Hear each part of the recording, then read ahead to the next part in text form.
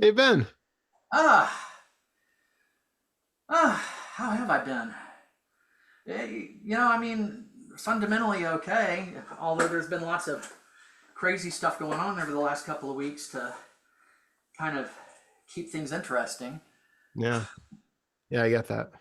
Yeah, so, and um, then there's just been a lot of, I don't know what, if there is a term for it, what that term is, but a lot of just emotional stuff that as far as I can tell, it's just um,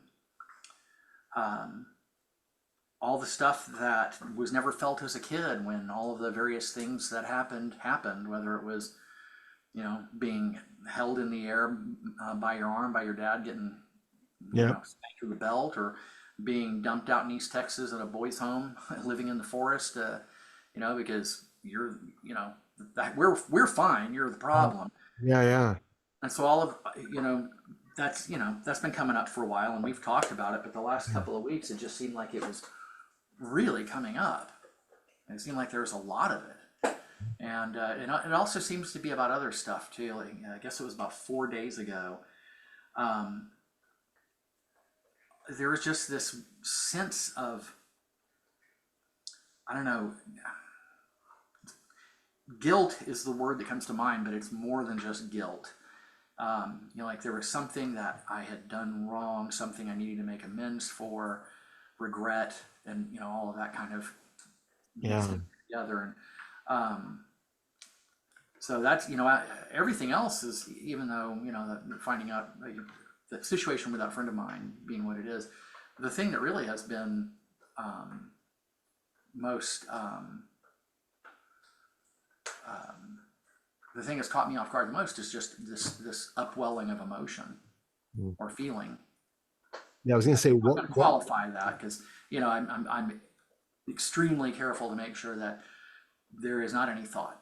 Like when it comes up, you're the space for it to happen in, not thinking about it, no language involved, just observing it and letting it come. And if it means it lasts for 10 seconds, which sometimes it'll just well up and there's Yeah, all this major, like tears in a major way. And then yeah, 10 seconds later, it's gone. And then other times, there were 2 or 3 days where it just went on all day long.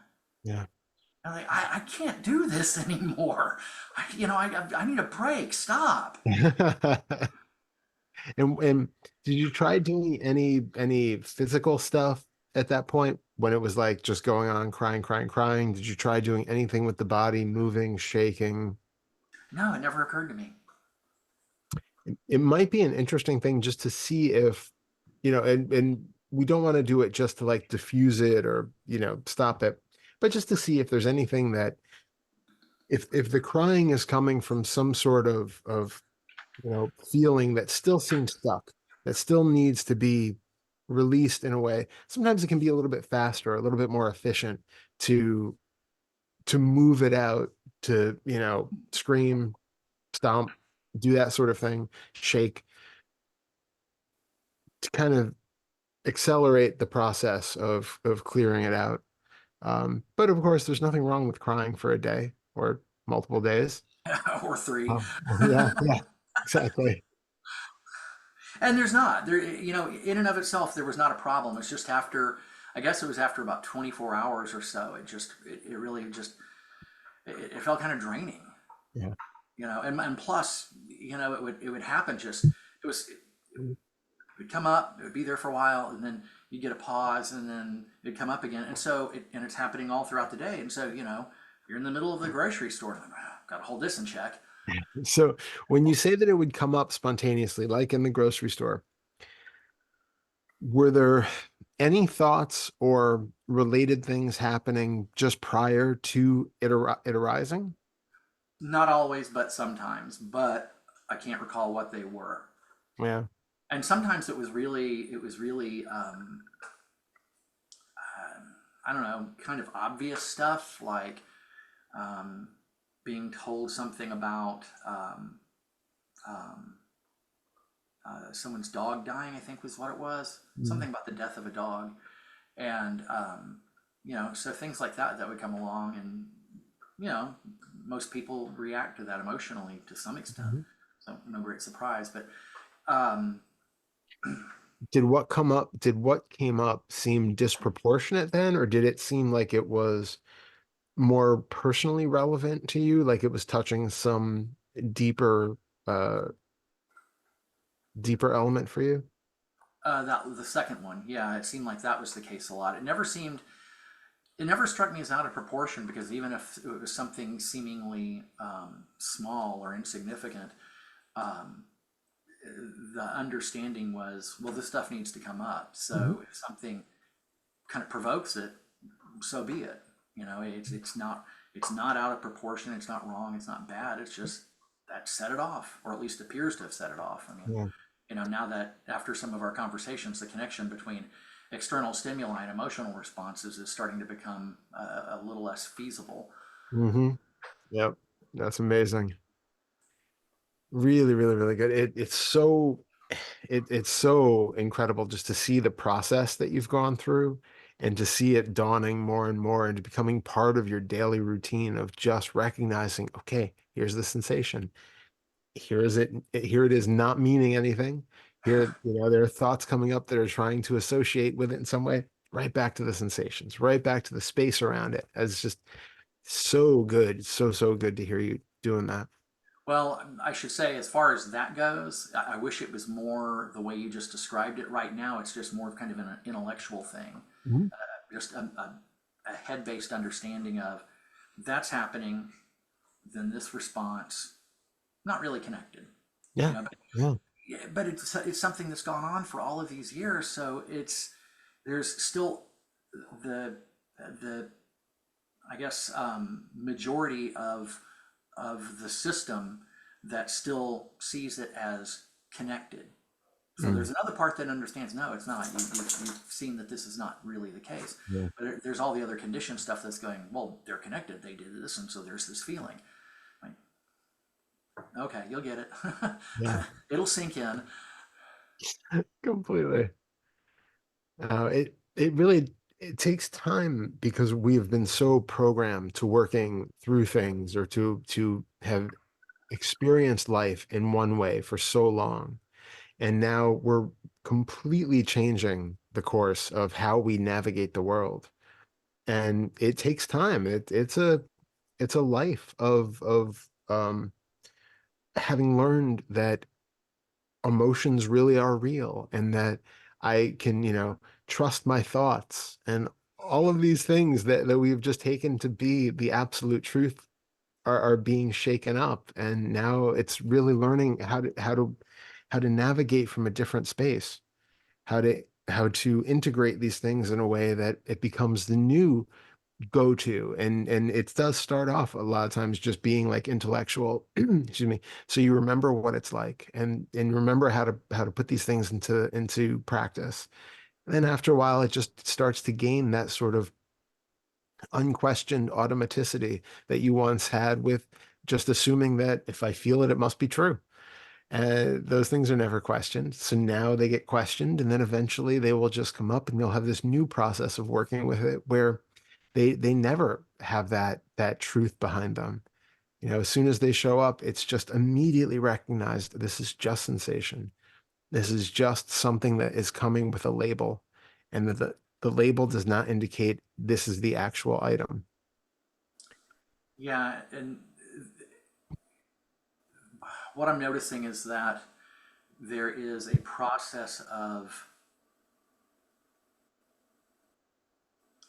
I'm not sure I'm not sure how to use the word in the past tense, but there's a process of things being undermined. Hmm. And what it often looks like is, um, say, um, Tuesday says something, and it really strikes me. It really kind of, Yeah. there's a negative response. She says something that's kind of mean or sarcastic, and there's that that comes up, um, and then after that has come up, then all of a sudden there's this, or on the heels of it, there's this thought of, well, that's not really true. That's not really how it works. So And I don't have a problem with it. I mean, some people might feel like, oh, I failed to meet that in time. Like, no, that's fine. It happened, there was a reaction, and then on the heels of it, the truth of things was seen. Okay, that's fine, because eventually it'll work its way from being on the tail end to being Yep. in the middle of it to being right there at the front when it happens. So that's fine. Exactly. Exactly. Yep. It is a work to get used to these things. And we can use that both with this, with having that was something that really was my path to getting out of panic attacks. It was to notice them after they had happened, to more and more during it, to recognizing what it was like during the panic attack, that, oh, this is a panic attack, this is what I'm feeling, and then talking myself off the ledge, and then noticing earlier and earlier in the process what it felt like, to where it was like just the very beginning hallmarks of how it would originally start was enough to go, oh, no, no, not happening. It was like Right.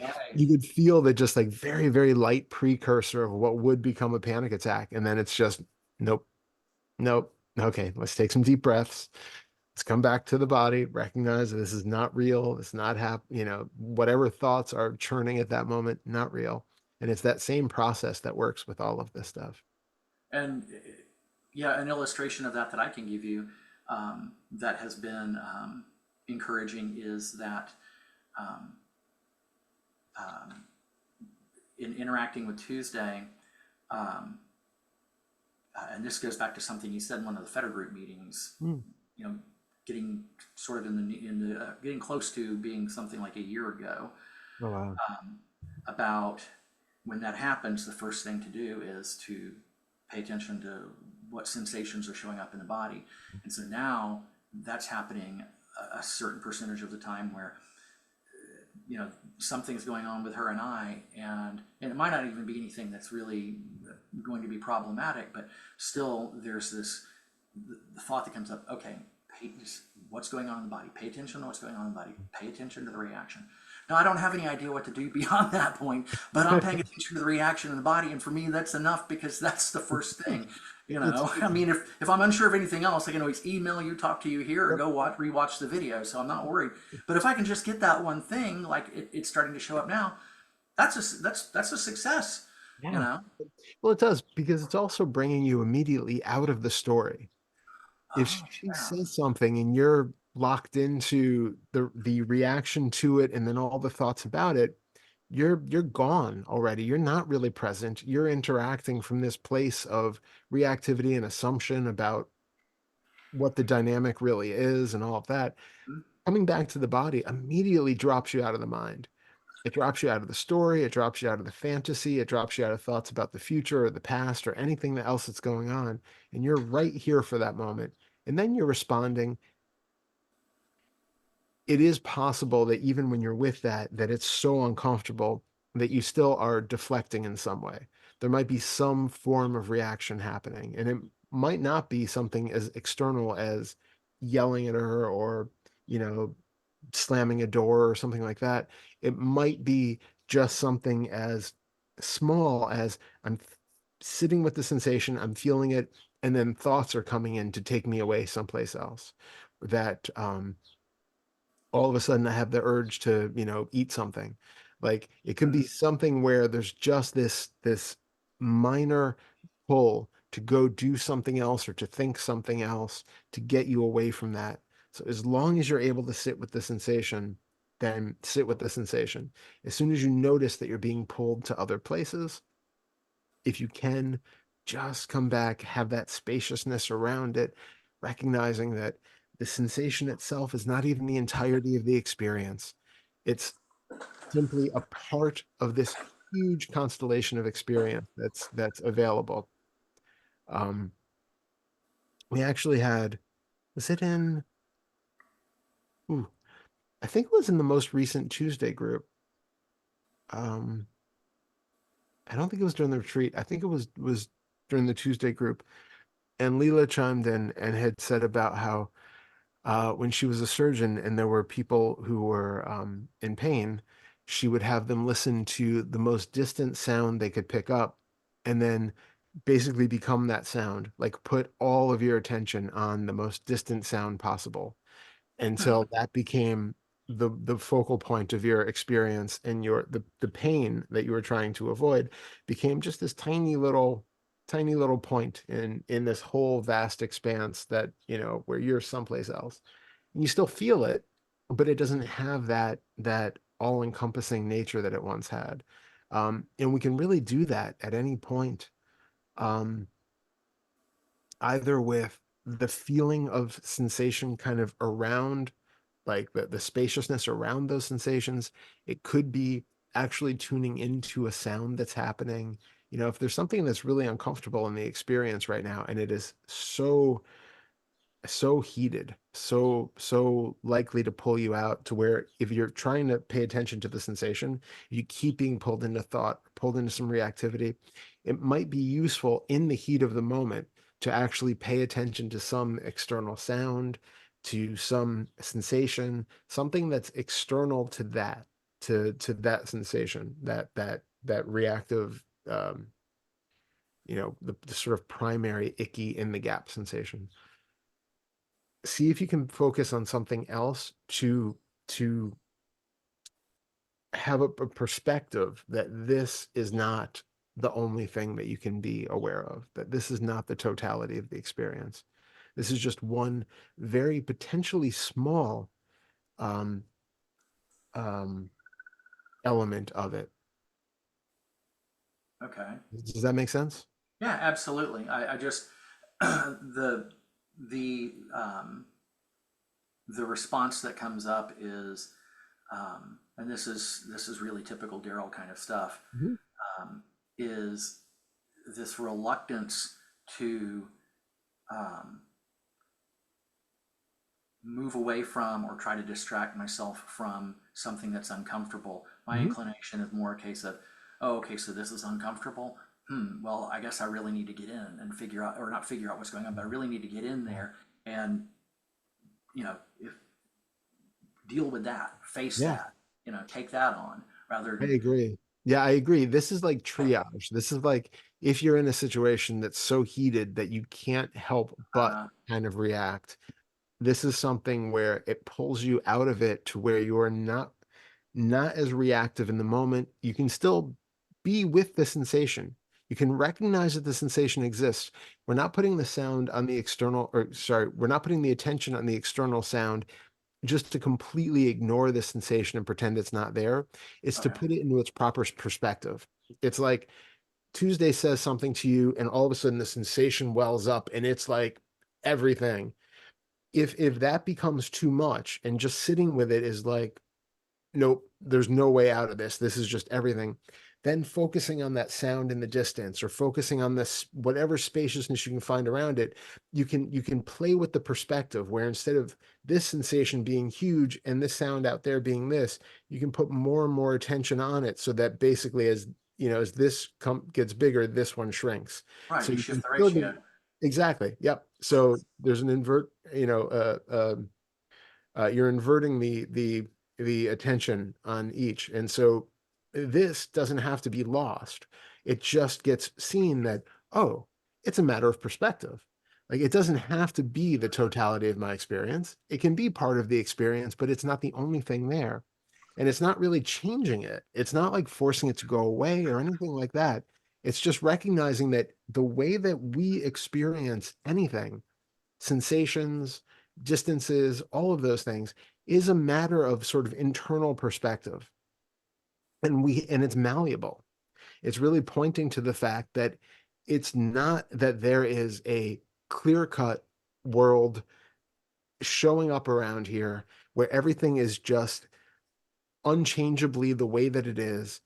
We are stuck here in the middle of it, observing it and experiencing it in only one possible way, and then everything else is just fixed. It's basically like we operate like everything is the way it is, and I need to deal with it in some way. Like I just have to suffer through it in some way, or manage so that I'm navigating the world in some form. But it is the way it is. I am the way I am, and the two of us just have to learn to cooperate in some way. And what we're really talking about is your experience of everything that's out there is deeply malleable. The world as we think that it is not just in one way. It's constantly changing, and we don't really pay attention to that. We ignore all the subtle ways that things um, change, move, shift, how distances can be played with, especially in the auditory field and in the felt sense field. Mm. Um, it's really just breaking apart that idea of substantiality and solidity behind everything, so that especially when it comes to emotional stuff that arises in the body, it doesn't have that same.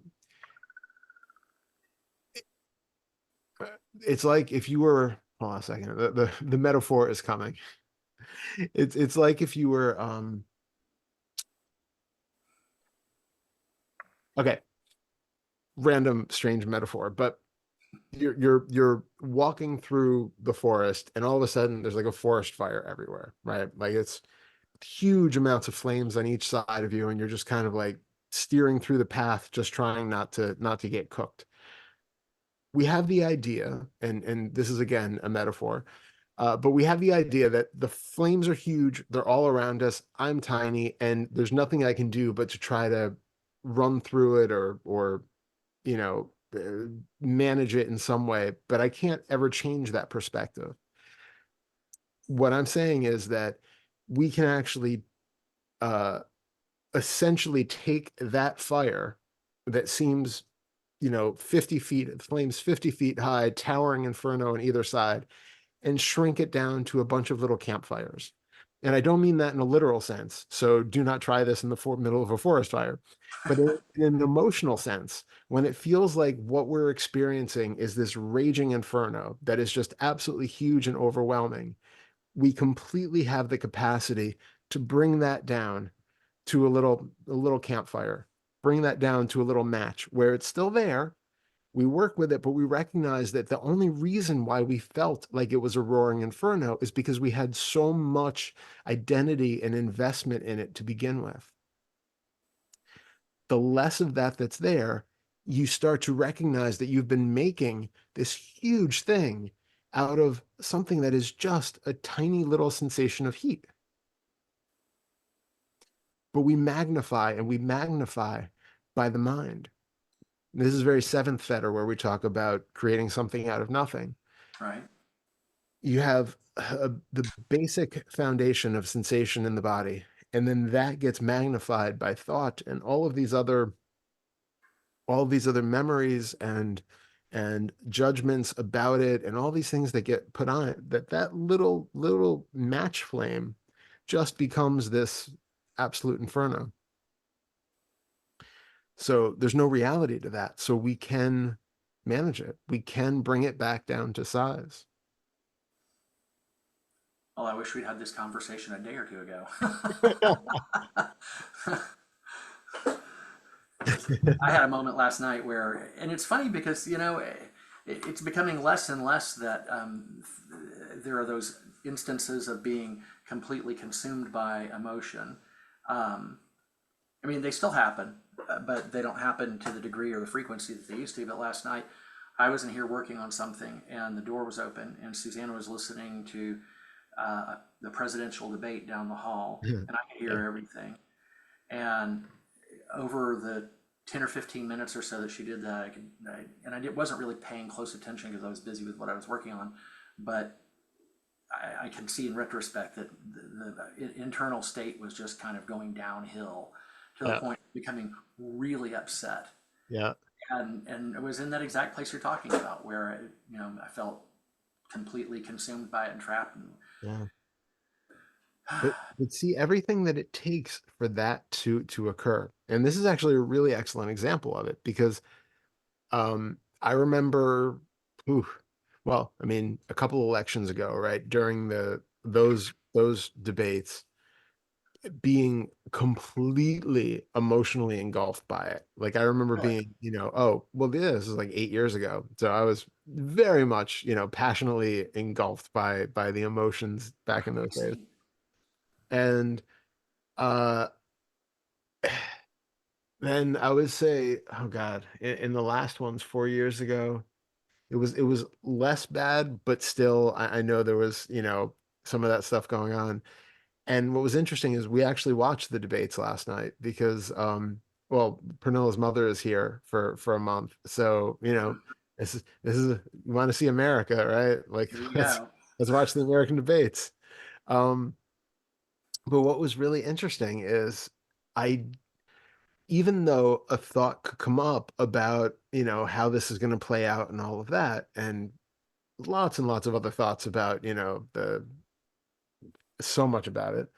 Right. What's really interesting is that I didn't have the bodily reactions to it. Mm, Like it was like sitting there and being like it's more like watching like fiction that is fiction and doesn't have any real substantiality to it. There's no real uh consequence to it. yeah. And I know in some ways, like realistically, there will be consequences for people, regardless of which, whatever happens, there are consequences. Right. Um, but I can create hundreds of different stories about potential worst case scenarios all along the line, but none of them are actually happening right now. And there's this real feeling of okayness with in this moment. It's just two really, really old, incoherent men talking on a stage. And any ramifications of that are not currently playing out, Right. and even then there is a level of um like a relative nature to everything where half the country is still going to be very happy in one scenario and the other half very happy in the other scenario, and vice versa. You're going to have half that's absolutely miserable either way. Right. And so we can't say that there is any absolute one true, I am 100% correct in my moral opinion. And so that means that they are 100% wrong in their moral opinion, or vice versa. Anytime we get locked into, I believe this is okay or completely right, and this is not, we get set up, we're caught in a trap where we're coming down on one side of a belief that we have no reason. We can create lots of um, um, convincing reasons why we should be able to be justified in our moral beliefs and all of that. And the problem is both sides tend to be able to always do the same thing, no matter what the issue is. And so instead of getting caught in the identification of that, we can have that humility because it is continually supporting this sense of identity. Yeah. I am I am the type of person who believes X, and I am the type of person who does not believe Y. Or even I'm frightened by the prospect of. Exactly. Yeah. And that prospect of is something that is completely mind created. We have no idea what is actually going to happen. An asteroid could hit us and wipe out all of humanity before the election, and it all becomes completely moot. Right. Like we do not know what is going to happen. So we can create all of the worst case scenarios, but the mind doesn't really know any of them. But we can feel the sensations that any of them are true.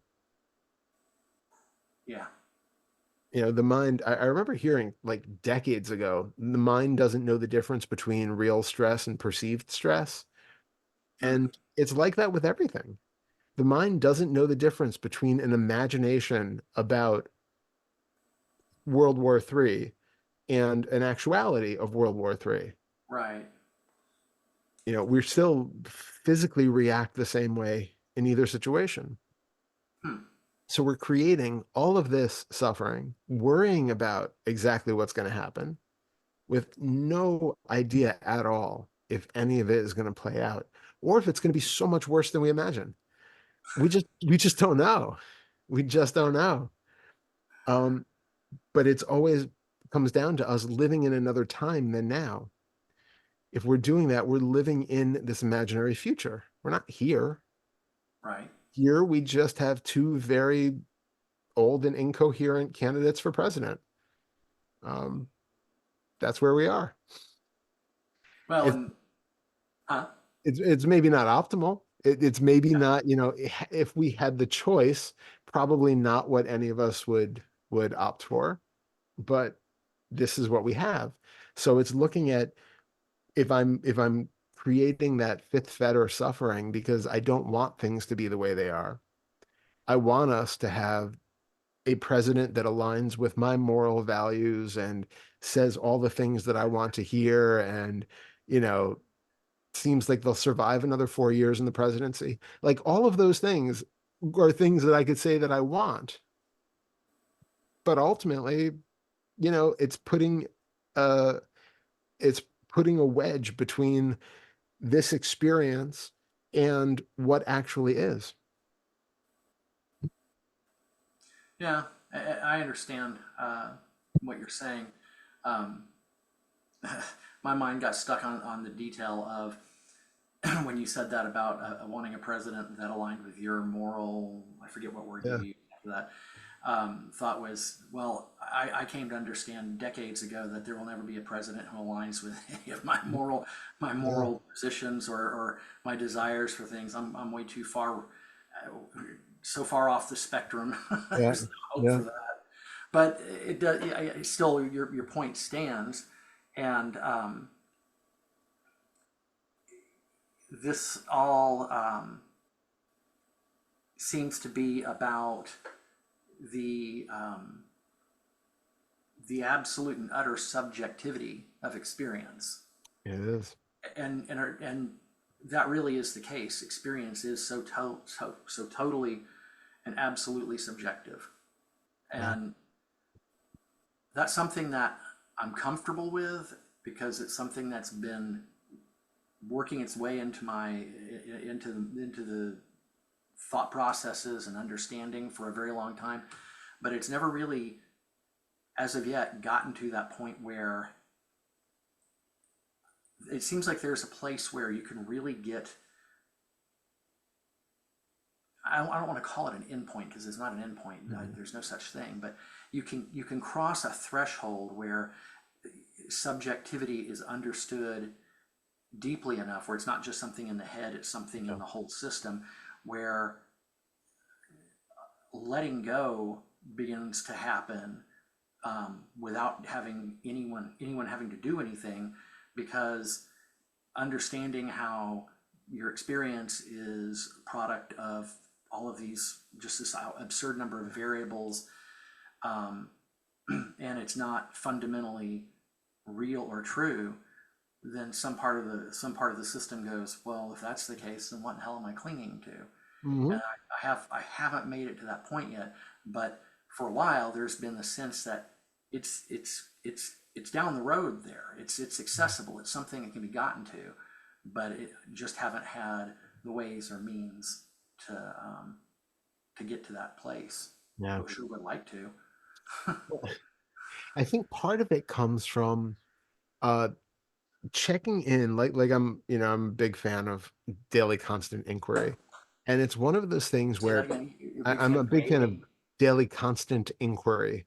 daily constant inquiry. Okay, Yeah. yes. So when you have a thought about, you hear something on the political spectrum, or we can do it with absolutely anything, but something that particularly strikes that feeling of, I know this to be true, whether it's like an actual scientific fact about, the earth being round, or um, the sun going, I mean, the earth going around the sun and not vice versa, or, uh, photosynthesis. I mean, whatever it is, right? Like whatever you're relatively certain about its existence, take that moment to just ask yourself, how do I know that this is true? And in your direct experience right now, Do you have anything that you can draw on to prove to yourself that what you believe to be the case is actually true? And it's useful in those kind of scientific endeavors because obviously if you look at the sun to see, that's why people believed that the sun went around the earth for so many years, because from our perspective, if you just look up, that's what it looks like. we've Right. learned we've learned that it's not true. Okay. Okay. Yeah. But it's relevant to feel into why it is that I'm so certain that it's true. It doesn't matter whether it is or not. It's that certainty I that was is going to say it's, so identifying, that we lock into so much. Because if somebody questions that, we feel really challenged. It becomes like a personal offense, right? yeah. Like if I started going on about flat earth stuff, or that the sun goes around the earth, and it's so obvious only an idiot would believe otherwise. Like if, when you hear people saying stuff online, God knows that the internet is full of conspiracy theories that will everybody could have like a pet trigger for this. But feel whatever thing you hear that goes against your deeply understood uh beliefs about, the way the world works. Or again, you can do this with all of your moral points too, all of the most pet positions that you have, questioning why it is. And this isn't to use the mind to go like to enumerate a bunch of reasons why. Yes, but uh civil rights is good because ABCDEFG. It's not to convince yourself again of why these things are the way they are and why you believe what you believe. It's to notice the direct experience of what it feels like to have conviction about something. Hey, say Yeah. that again. Say that Yeah. one more. It's about what it feels like viscerally to have conviction about something, Okay. and the sense of identity that it creates or reinforces when that conviction gets challenged by somebody. Huh. How does that actually show up in the body? Right. Huh. So it's not really about challenging the conviction itself, then. It's Mm-mm. what you said. It's about what does it feel like in the body when that conviction is challenged. Exactly. Yeah, it doesn't matter because every position, again, as you said, is subjective, right? Like there's somebody out there who believes literally everything that you can imagine, right? Like so for them, that is their truth. And what you take to be the truth is not. That will trigger them the same way that their belief will trigger you. So what's relevant is how this creates your sense of identity. Doesn't actually matter. We're not looking for some, axiomatic truth that completely describes the universe and all of its functionings. We're not uh, physicists here, right? Like Right. it just doesn't really matter what we believe. The question is what it feels like to believe it, and what does that do to our sense of identity? Right. So it's all about finding how conviction leads to a sense of being someone who holds a position or Yeah, believes something. exactly. Okay. Yep. Yep. I had that video a long time ago, the knower and the known, or investigating the knower and the known, something like that. It was very triggering for people when I questioned, how do you know that 2 + 2 = 4? And it's like it's such a base concept, but realistically, look into the experience. Like I think one of my favorites is to question without resorting to memory. Hmm. How do you know the day, year, and place of your birth. One moment. I want to make a Yep. note of that. Sure, Okay. sure. You said it's called the knower and the known. Yeah, it's something like investigating the knower and the known, or something like that. It's an inquiry. Okay. I just don't want to forget it, and I know I will if Yeah. I write it down. Nice. Okay. So pose that question again. Yeah, yeah. So without resorting to memory in any way, how do you know the day, year, and place of your birth? Without resorting to memory, how do I know Yeah. the day, year, and the place of my birth? Yeah. I'm Well, sure I don't. you have quite a conviction that you were born on a certain day in a certain year in a certain city. Well, I don't know about a conviction. I mean, it's more of a convention. It's um, you know, we've got a system of measuring things. We use the Gregorian calendar, and so here's the Yeah. information I was given about when this event happened. But when you ask me the question, honestly, without resorting to memory, how do I know? I don't. You don't. And it's um the feeling that we have of, if I said that you were born in, July 3rd, 1806 in Bulgaria, right? Right? What does that do to your sense of like, no, no, Darrell, you were born July 3rd, 1806 in Bulgaria. I know this for a fact. Does that give you any sort of internal, no, no, no. I know. No. No, what it does is it sets off this sense of how do we how do we um, I'm trying to think of how to express this, how to articulate it. How do we okay, the day, year, and place of my birth. Well, set aside the place for a moment, but Yeah. the day and the year. Um, I understand that I can say I wasn't born in the 1800s just by pointing to systems of measurement and okay, if we go back and there might be some way to verify there wasn't somebody with this body and this name wandering around and say 1900, Yeah. but it doesn't start to shake up the sense of identity because the whole thing that we're using for this is all really kind of relative. um, if we woke up tomorrow and decided we're going to use a completely different calendar and a completely different system of time, I mean, that's possible. I mean, we could do that if we wanted to. Yeah.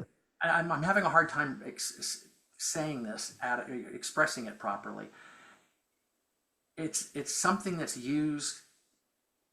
It's something that's used for purposes of going about daily business, but it's not something that I don't know that I have a strong attachment to because it's just this. It's just the system that we came up with to use to be able to say, this is when this happened and this is how old they Yeah. are.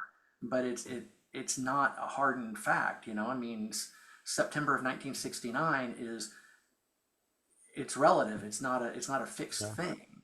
Yeah. I mean, we could turn that upside down tomorrow if we decided we want to go by the Chinese calendar or something. Yeah. Um, Yeah. It's interesting. Not at all where I was going with it, but it's interesting that the because you make a solidly valid intellectual point on it, that it is true that all of that is up for grabs based on purely man-made conceptualizations of how we mark out time and all of that. It's more, and maybe you don't have a strong conviction about that, but it's more of that part of it is like questioning how we really know anything for sure. And I could ask you more simply right now, without appealing to memory, how do you know that you weren't just popped into existence right now? I don't. Exactly. Can you feel that though? When you Like say can you feel that, what does that mean well, exactly? there's like an intellectual way of just jumping to the conclusion and saying, well, I don't. Of course I can't. I need memory. But there's like a No, no. feeling, a deepening of where that really clicks to a point where it's the difference between the intellectual understanding and the sort of embodiment of the understanding of um in this case, we're talking kind of 10th fetter of the wisdom of ignorance, of not knowing anything. And if you can really feel into that point, that without memory, every single thing that you take to be your life story, your history, all of the traumas, all of the issues, all of the interrelations, all of the beliefs about yourself and your limitations, and everything that you've ever taken to be, without using memory, which we know is very fallible and Mhm. not to be trusted, Yeah. you do not know that you weren't just popped into existence out of some alternate dimension someplace. Well, I'm not sure about whether or not it's something beyond just something that's happening in the mind. That if I don't know that it's I can't. I'm not really sure if I can say that it's happening in some other way. I mean, um, it doesn't feel like it is, but at the same time, it doesn't feel like it isn't. I know that's not a very helpful answer, but It's okay. um, I'm trying to be honest, as Yeah, honest no, as I can be. honesty is paramount. But um, I don't know. It just seems like, yeah. I mean, there are these details about my life that I've been given since I was, uh, you know, my earliest years.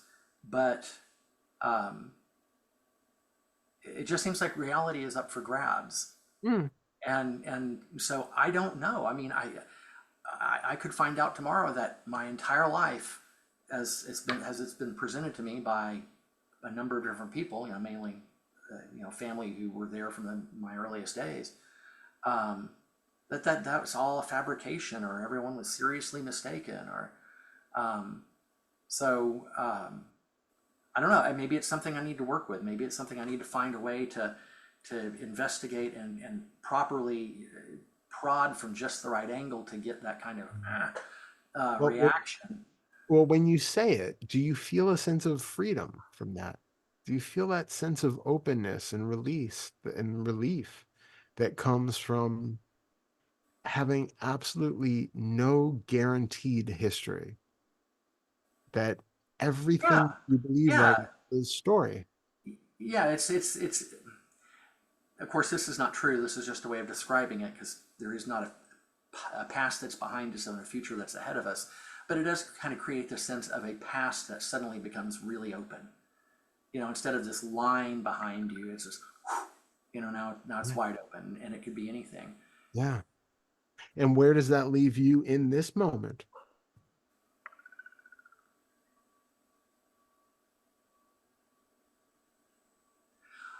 Well, really, the first thing that just came up on its own was that those two things really aren't connected. You know? It depends on how much you are defining your current moment based on your past. Yeah, you're right. Um, I guess, and again, I don't want to give an answer. I'd Mhm. rather leave it open ended because this is Yeah, something that yeah, if we leave it open ended, there's a possibility that more will reveal itself over yeah, time. yeah. But I'm wondering if this is one of those things. There are two areas of my life that cause some of these things that most people hold dear to kind of take a really big hit. Mm. Going back, for some time, psychedelics definitely kind of Yeah, unglued, the pieces of my life that were held together. yeah, And then the Finder's Course also did that in a number of different ways. yeah. I get So I'm wondering if maybe this is an area that's previously been loosened a little bit. But I will say it. this though, if Yeah, we're talking, it seems like we're kind of in the general ballpark of fourth and fifth fetter. I, I mean, there's plenty to work with there. yeah. We've been bouncing around like 4, 7, 10. We're like kind of Yeah. ping ponging around there. I mean, So let me offer this just yeah, as yeah. an idea. Um, Instead of picking something like the day and the year and place of your birth, um, which is relatively true. Um, we could pick something like a moral or ethical issue, Yeah. and I'm pretty sure we could get a pretty solid internal reaction because there are certain things, and I'm aware of this. It's something I've given Yep. thought to about certain things, especially involving the suffering of other living things. That Yep. if somebody wants to start playing around with, if this is or isn't okay, if this is or isn't true, I begin to kind of balk. Yeah. And that's a really good one because actually a lot of the moral issues that we have, especially when it comes around victimization of others and suffering of others, that sort of thing, even though we'll have fifth fetter reactions to it, a lot of times it's because it's coming from a second fetter emotional issue. Hmm. There's a place of identification with the victim. There's an identification with your relationship to your projection of what you feel the other is going through. Ah, okay. And so the reason why for you it is such a hot button topic is because there is some emotional relevance. It's not like, we have the idea that some people are just more morally advanced than other people. And so like this issue really bothers me and this issue really doesn't bother somebody else. And we even create this extra identity out of I'm someone who's just very much, uh, I care about others and this makes me somehow better than others. But really, when we look at it, right, not only is it reinforcing the ego, but when we look at it, a lot of times that caring is really coming from this very selfish place of Yeah. I feel very uncomfortable when I see that because it triggers in me a certain feeling that I'm not comfortable with. And I really want to end that kind of, abuse because I don't like the feeling in me knowing that it's going on. Yes, you're right. And I would have to say, hearing you just talk about that, that had never occurred to me. But I would have to say, in listening to that, guilty as charged. Yeah. Yeah, but that's how, unfortunately, it sounds very non-altruistic, but a lot of us we are operating out of this projecting ourselves onto the other person. And of course, some good may actually come out of that, depending if you're really, motivated to solve the world's ills. But the problem is when we do it from that perspective, we're too emotionally invested. We have an attachment to getting it taken care of, getting it sorted because I don't want to feel this because, it can launch us into being overly aggressive and effectively, causing more problems than we started than there were because of our way of not even-handedly dealing with the situation. We're coming at it from a place of fifth fetter reactivity. You see somebody, smacking their kid on the street and you feel really, enraged about it and you want to engage. Is it better to go over there and beat up the parent and, yell at them and aggressively start, or is it better to be able to control that and just go and, if you are going to encounter them, do it from a place where they could possibly be receptive to it. Hmm. It's the difference of coming to somebody on their level, meeting them with a peaceful outstretched hand as opposed to a fist. You're going to Right. have a much better outcome potentially of reaching people from that place rather than coming at them with absolute reactivity because of your own internal trauma. Hmm. Okay. So that's where it's really relevant to just notice, you know, do I do I believe this thing because I have some ingrained idea of morality that, for whatever reason, this is like the line of demarcation. Like, I will accept this amount of X and nothing outside of it. Where is that line drawn? And do I have this feeling of morality because it brings up something in me when people cross that line? Is there something where I have decided I'm against that because it makes me feel a certain way. And then, okay, well, why are you feeling that certain way? Can you, again, you don't necessarily have to bring it back to personal history, though that might come up naturally. But it's just noticing like, am I being motivated to do this seemingly altruistic um social good because it's coming from a place of discomfort? Or is it because, it just seems really, really wrong to me? And you can go further and even question that, but to start with, we see whether this is like a second Fetter issue, if it's coming from some feeling of personal identification with the emotions of the situation. Hmm. Do you know what I mean? I do. It just seems like I get the sense that what's going to be found is actually a mixture of things, of some of that and um, some feelings about just not um, being okay with encroaching on the existence of other living things. Mhm. Uh, and probably some, I'm sure, other things that I'm not even really aware of. Yeah. So, And this is where you find, like I use for my personal example, I've been vegan for, I don't know, 18 years or something like that. And so in that time, there were phases, especially in the earlier years, where I was very very passionately, outspokenly animal rights activist, like going out leafleting and, encountering people. And I had like memorized pages and pages and pages of facts to like counteract any potential argument on any level, whether it was, scriptural with the Bible saying that it was, the animals are here for our use, to right, climate change, to factory farming, to, like I had all these statistics memorized so I could like be ready under any circumstance to have like the perfect comeback. wow, And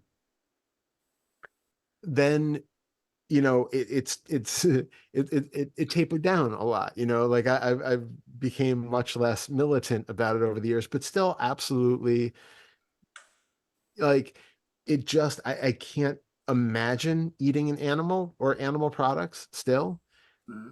But there isn't the emotional uh hooks into it that it used to have. Like it used to be something where it was deeply, deeply problematic for me having, other people eating animals and doing these things. Of course, I would love if the whole world went vegan. I think it would be, it's coming from a place of compassion. It's coming from the not wanting of suffering for others. It's coming from also wanting the environment to, maybe continue existing without the temperatures going sky, Right, et cetera. So many yeah, reasons. Um, so, but all of that, it doesn't have the feeling anymore of personalization. Like there hmm. was a feeling of identification in it where if somebody said something, I felt personally challenged by it. There was like a personal hook into having these things change. And that's no longer there. Yes, again, like I said, I would love for everybody to go vegan. I'm very happy that there are so many vegan meats and things out there on the store shelves and people are experimenting more and more options. Wonderful. But there isn't the judgment about it that there used to be, and there isn't the personal hooks in it being that way. Now, if I saw, an individual cow or pig or something, like I would very much want the best for that cow or pig and for them not to be turned into somebody's dinner. Um, but on the whole, it doesn't have that same hook of, this is it's like the right and the wrong of the moment, right? Like it still comes down to that Fetter Five battling against this moment, that in this moment there is factory farming. In this moment, there is, you know, so much animal abuse and so much unnecessary suffering going on. And it's not justifying it, but it's saying that this is the case. And if I am stuck in a cycle of really being deeply, deeply angry about it every moment, it's not actually doing anything to solve the problem. It's just creating more suffering for myself. And then I'm going to engage others in a way that creates more suffering and less understanding and potentially um, uh, less positive, chances for them to go vegan, to do things that actually help the animals in the long run. So it's been useful that there is less emotional hooks into it. Um, I I don't know. I mean, I'm sure could be more engaged in that sort of thing than I currently am. But we all kind of have we play the role when it feels right. And that hasn't been the calling lately. So, at some point, maybe there will be more animal rights stuff in the future. I have no idea. I stay open to any options. But it's really noticing that I think in the past, largely that anger, that feeling was because it was driving a sensation in me that was like, this is so wrong. I feel awful knowing that this is going on, and I want everybody to go vegan so that I can stop feeling this, you know, guilt and misery and uh, you know, disgust and everything that I feel on their behalf, supposedly. But it's very self-serving. It's very self-serving. Hmm. Um, so does that mean that uh, as the result of the work you've done on your own behalf and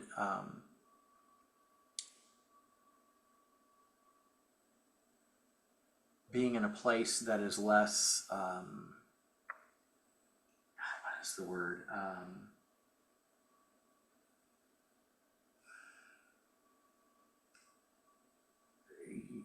By not having that level of, I guess, self-involved or self-centered conviction, does that mean that the place that you're coming from now with it is um,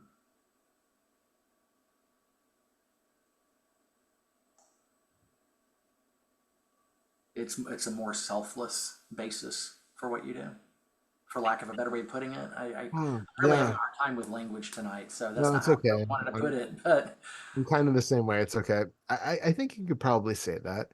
And it's not to say that like if I watch a video of, some undercover factory farming thing or something, I still feel sadness and disgust about it. There's still sure, a sensation that comes up that's like, you know, this still does not seem right. I yeah. still would but there used to be the anger against that because it was like that feeling of discomfort would arise seeing this stuff.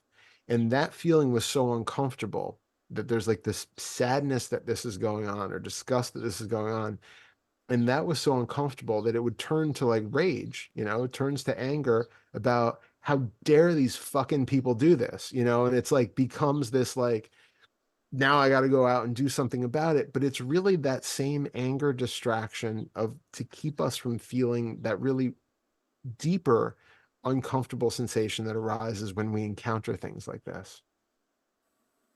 So it's not really the core of it might come from something from the animals, but then our reactivity to it, that anger that drives us, is coming from us not wanting to feel our own emotions, our So own. this goes back to what we were well what you were saying Mhm. earlier in the conversation about um, see if I can get a hold of this, um,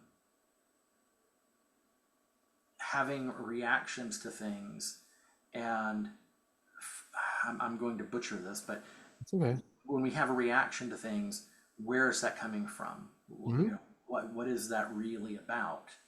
And you said it much better than I just did. Um, Probably not, but that's okay. Thank you. well, I thought so, Thank but you. you know what I'm referring to, though, right? I think so. Yeah. Yeah. Yeah, because God, I wish I could remember. Wish I could give you something you actually said that would be maybe more helpful at bringing that back up. But anyway, I mean, I know that I can go back and watch the video, and anyone else Mhm. who's listening to it can also rewind to an earlier point in this. But um, for the sake of trying to clarify something now, is hoping to be able to recall that a little more clearly. But Mhm. yeah, so there was this um, question of inquiring more deeply into why we're having the reaction to something that we Mhm. do. Yeah. And it's again not always just it's not necessarily like coming back to, oh, it's because my mother said blah blah blah when I was 5. It's like, what is this? If I find that every time I watch an undercover factory farming video, I get absolutely outraged. I'm like just so angry, and I just want to throw something at the TV screen and go burn down a factory farm, right? Like if you're having that kind of reaction, what's coming before that? What is the feeling that you are feeling before that anger arises? Where is it sadness? Is it desperation, helplessness? What is coming up first? Can you sit with that? And that thing probably has resonance for you into something in your past, which again may or may not be relevant for you to dig into and go. You might do like reparenting or something with it. Like if you have this strong thing where helplessness is just a key trigger for you, then it might be helpful to go and reparent, find the little person, the little Darrell, the little you who felt helpless back as a child, and then comfort them and give them the reassurance and all of that stuff that they needed. You can do that, and that might be helpful. But it's also just relevant to sit there with that helplessness. Feel how helplessness is showing up right this moment. And then do you need to do something about it? Is it really helpless? Is it without that label of helplessness? How do we know this is helplessness? How do I know that this is something that is overwhelming and is going to, harm me in some way? Can you just feel it as the raw sensation of experience coming up in a certain situation that you don't need to in becoming enraged and act out against. You don't need to distract yourself from it in some way. You can just be with that feeling of, oh, I feel helpless. Okay, how does that feel?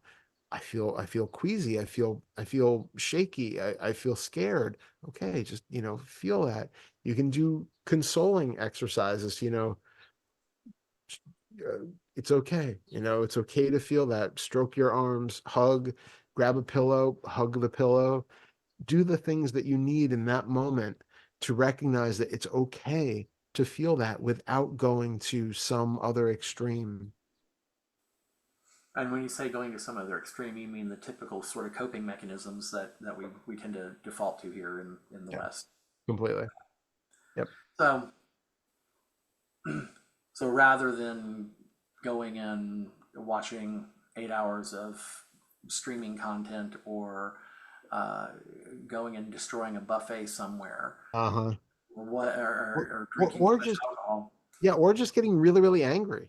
Okay, We yeah, we sure, good deflect enough. and push it to the outside, right? So like I'm just gonna get really pissed off about factory farmers now instead. And I'm just gonna go on like an hour tirade about the evils of it's like that kind of thing where you now externalize it. And it has nothing to do with me and my emotions and my history of feeling helpless. It has to do with those motherfuckers. And it's like it's all out there. There. Right. It's all their fault that I'm feeling like this, that all of this suffering is happening.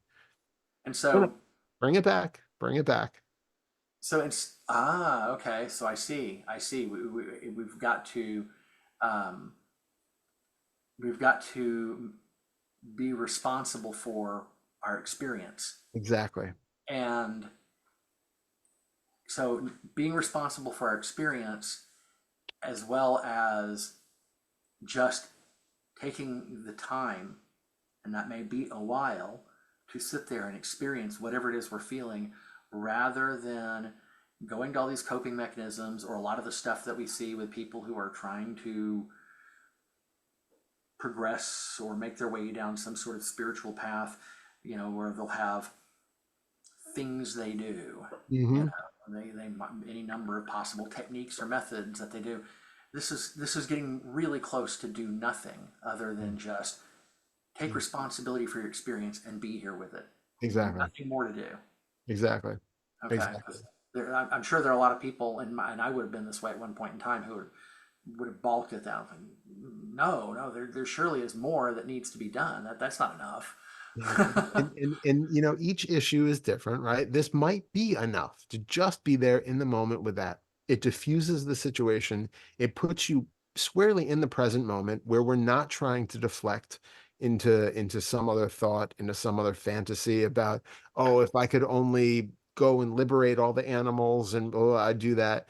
It's all might sound great, but it's just your way of deflecting from feeling what you're actually feeling. It's keeping you in the direct experience of the moment where you don't have to change things. And Hmm. in that direct experience, because everything we're talking about is about identification, being in that direct experience keeps you from being identified. As long as we're creating, I could do this, I could do that, it's them, all of that. It's creating these dichotomies where it's me against them, it's all about me. There's a me in the center of all of this. You can feel the sensation, and with time, hopefully, there's a way of being with the sensation in a way where you are not with the sensation. There is just sensation, Okay. right? Yeah. It's not you who is experiencing the emotion. It is just sensation and thought that's arising spontaneously in the moment and passing again. And there's no identification involved in any of it. Well, this raises a question Yeah. that may be a serious right angle tangent off into Yeah. something else. But Let's go for it. so we're talking about identification and how these sorts of things create a sense of someone here Yeah. relative to whatever it is out there. But there's this funny thing that happens when trying to, when something happens and looking at, there's something happens and there's the assumption and a kind of a subtle unconscious assumption of someone here. Hmm. And when trying to go or trying to look here and find that someone, it becomes so unbelievably slippery. Mm. And it's something that really has led to a lot of difficulty in recent weeks with trying to inquire, because go to look and it's like, okay, well, hold on a minute. Where's there's an assumption of someone here. How's that being created? Okay, so there's sight, there's sound, there's the feeling of the body, the sound of the voice, and those are just those things. Those are not someone. Okay, so where in the hell is someone being created out of all of this? Yeah. And it seems really, I don't want to say really solid because it doesn't seem as solid as it once did, Hmm. but it does seem to have a certain solidity or substance. And for seeming to have that solidity and substance, when you go looking for it, it's like trying to hold smoke. Hmm. And so for me, I don't know about anyone else, but for me, it creates a sense of you're overlooking something, you're missing Mm. something. There's something there that is escaping your ability to perceive it or to notice it. Yeah. And it's kind of maddening because there's a sense that if you could just get a look at whatever this thing is that the assumption is about, you could see it and go, aha, so that's what it is. Okay, well, that's not self, that's, and break it down. You can never get a fix on this thing. It's so funny. if there was one individual thing that was causing it, then that might be the actual self, right? The minute you said that, the minute you said that, it was really obvious how ridiculous it is. It's like, oh, I found it. There it is.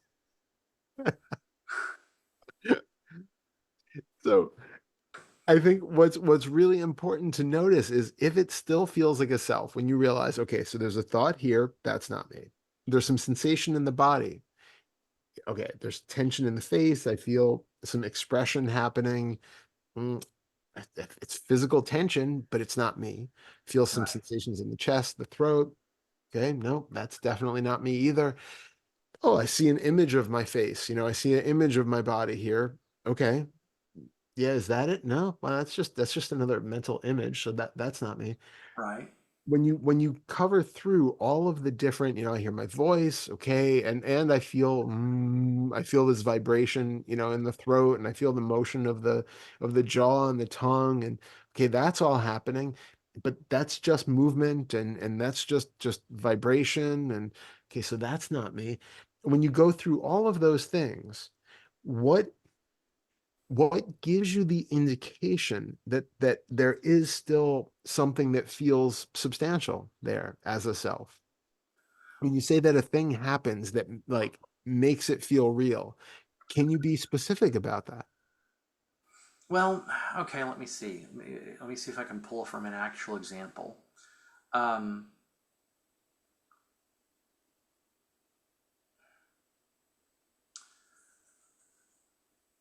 okay, so last night I was dealing with, or not dealing with, I was inquiring into, um, and this is sort of circular, but I was inquiring into who was doing the inquiring.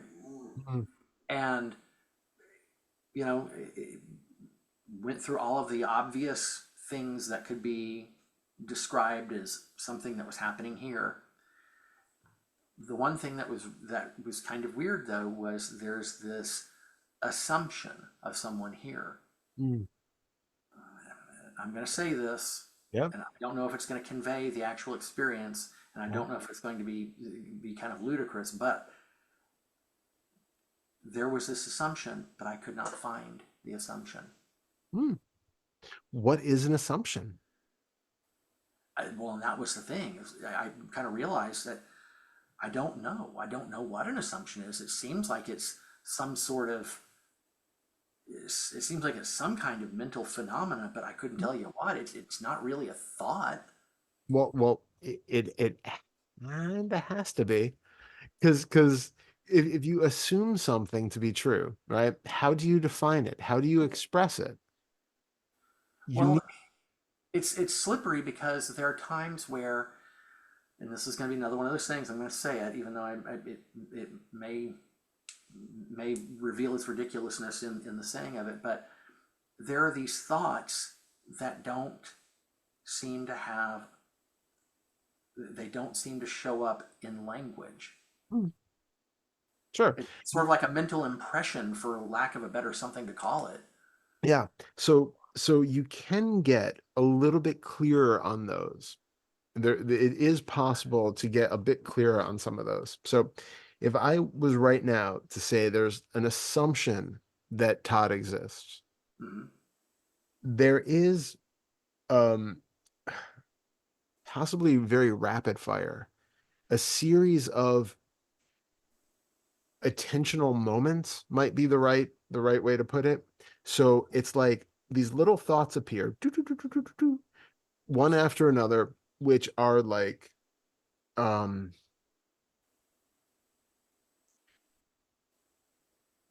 there might be a mental image of the face or the body. There might be a checking in with sensations that are currently in the body. Like if I was to say that I have an assumption about me existing, there's a feeling through here that feels like a ooh, kind of like it's not a tension, like a tightness. It's like a very fine humming vibration kind of a sensation. And Mhm. along with the thought about my existing, there is this sensation that runs in the body that seems to be part of the mental images that show up, the perhaps brief memories of incidents, perhaps the sound of the voice. These things can appear in very, very short sequence, but they all conspire together to create this sense of this greater assumption that doesn't really have, it's not like just one verbalized thought like I exist. Hmm. It's a collection of experiences that are all happening at the moment that are reinforcing this one sort of meta idea of this is what it's like to be Darrell in this moment. So, if I'm understanding you correctly, what's happening is, or could be happening, is there are very quick thoughts, quick enough that we can't really notice them, Hmm. and mental images, um, some of the subtle sensation of the body, just the body's energy kind of operating, Exactly. Yeah. and all of this stuff is getting stitched together so quickly that we don't even see it happening. Yep. Okay. Precisely. No, that makes sense. I can Mhm. understand that.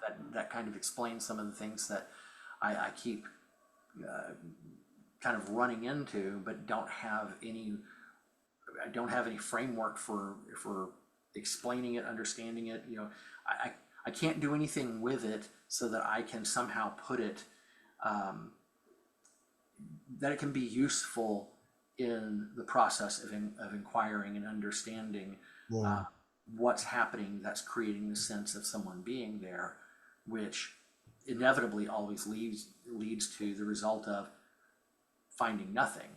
Yeah, of course. It's nothing to find. Exactly.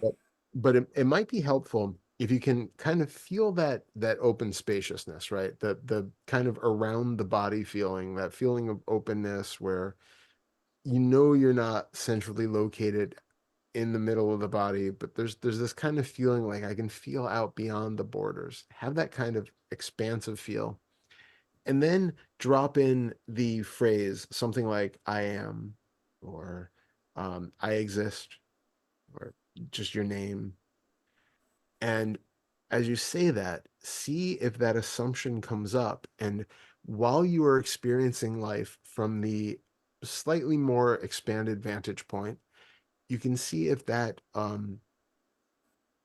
how exactly that assumption or the belief or the verification that you exist shows up, and you might have a little bit more clarity on the thoughts that pop up or the sensations in the body that quickly flash into that the attention flashes to. Okay. Well, interesting that even without saying it out loud, as you were describing those instructions, to just say, I am, there was instantly this kind of contraction right here along the center line in the body, Yep. and the attention kind of, instead of being sort of out and encompassing, the attention suddenly was Yeah. back here on what was happening, that sense of contraction in the body. Yeah. Now here's a really uh potentially powerful thing to notice. Okay.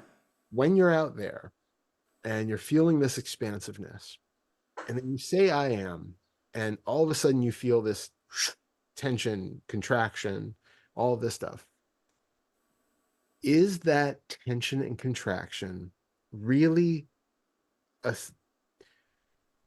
trying to get exactly the right words here?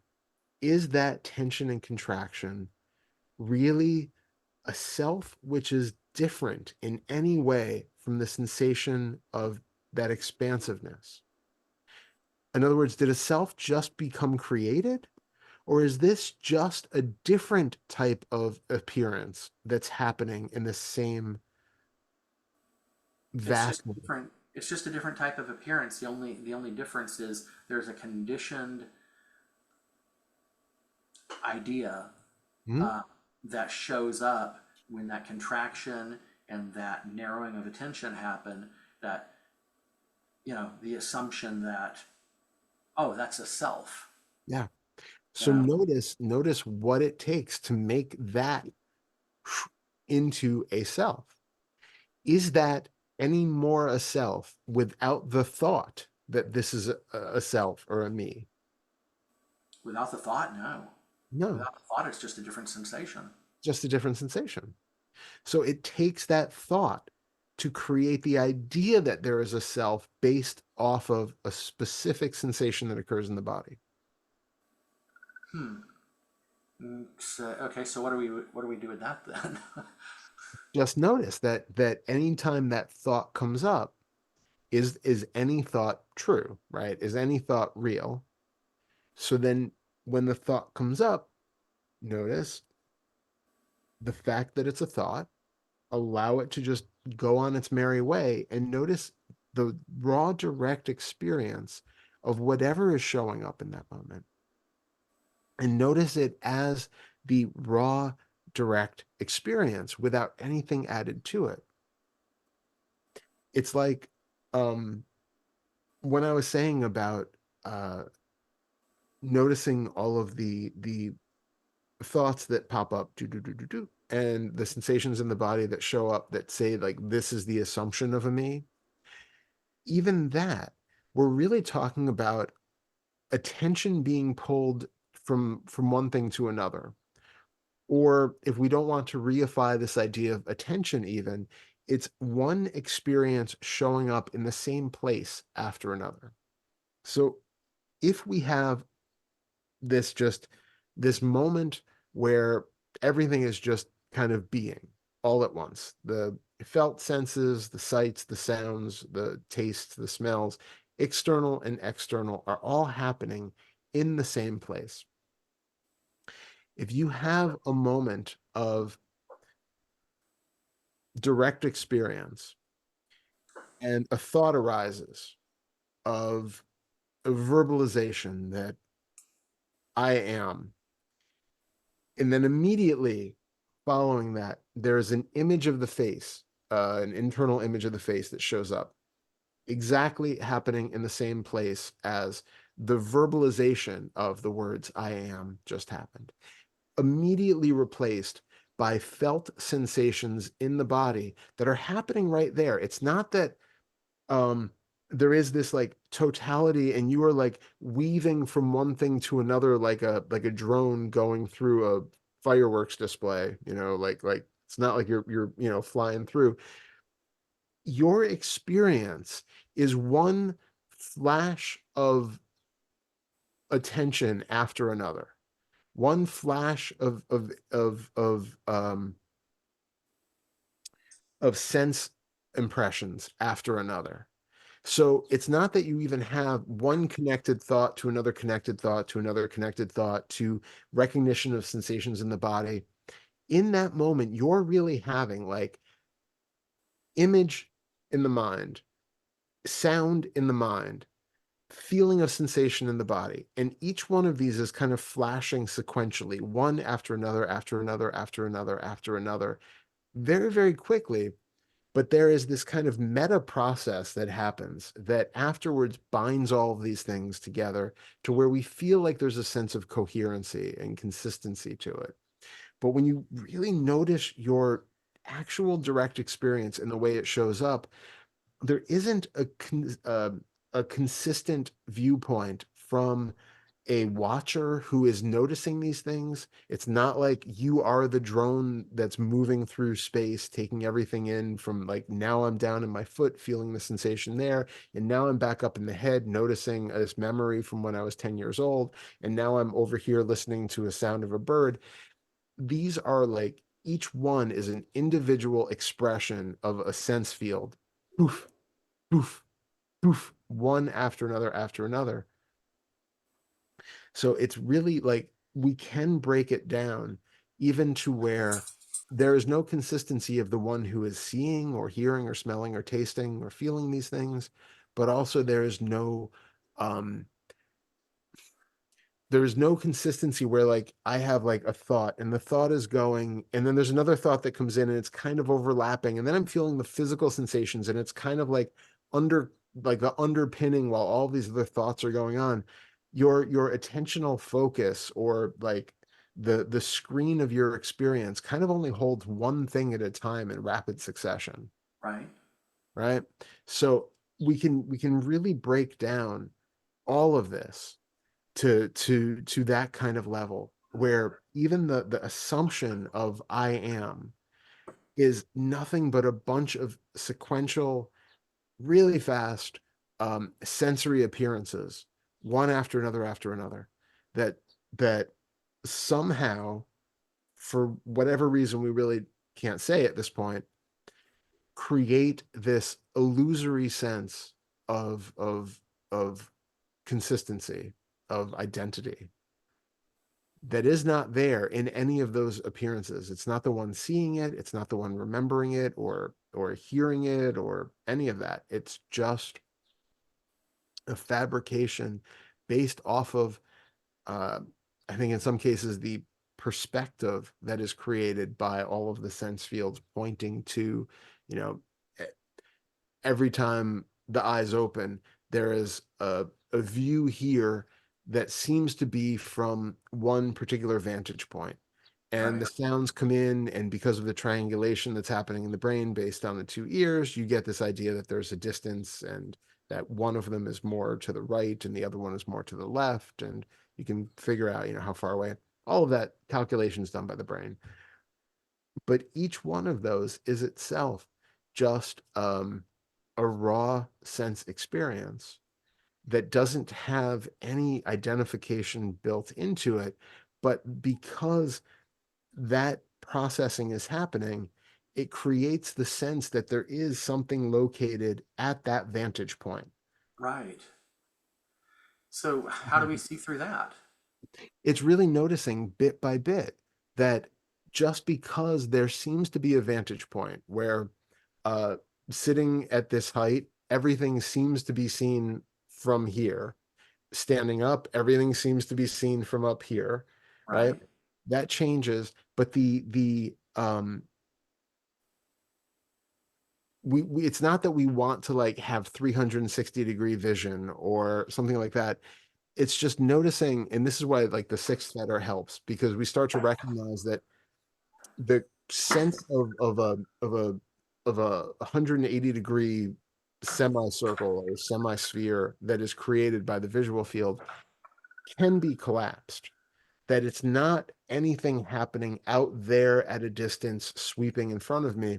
It is all happening in here. So the closer attention you place on the raw visual sense field, the more it collapses into recognizing that like it is happening in the same space as all of your mental thoughts. As I have that exercise of closing one eye and recognizing that the field of vision on your closed eye is happening in exactly the same plane as the apparent colorful experience that's happening all around you.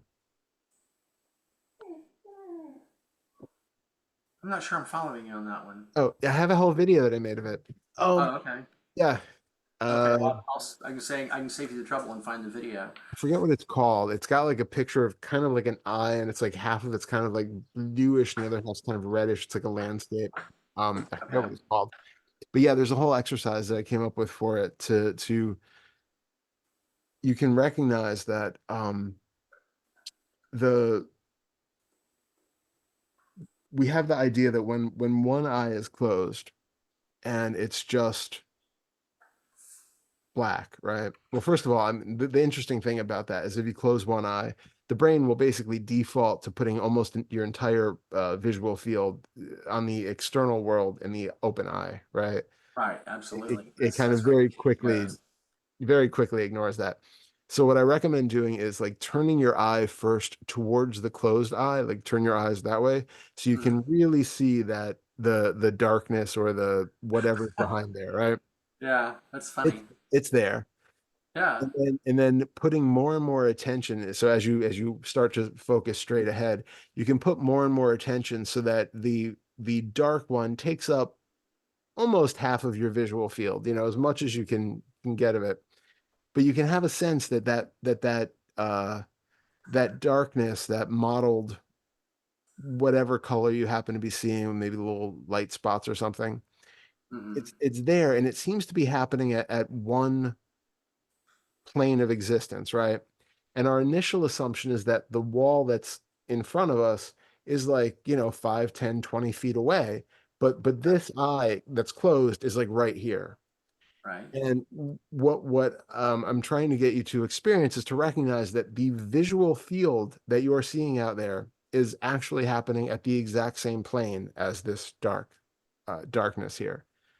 Those two are happening in exactly the same place.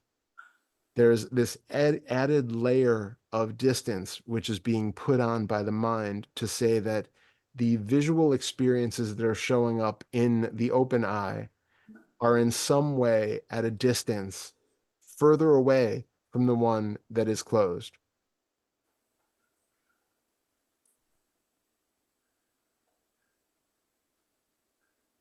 It might also help if you do this with just two half closed eyes.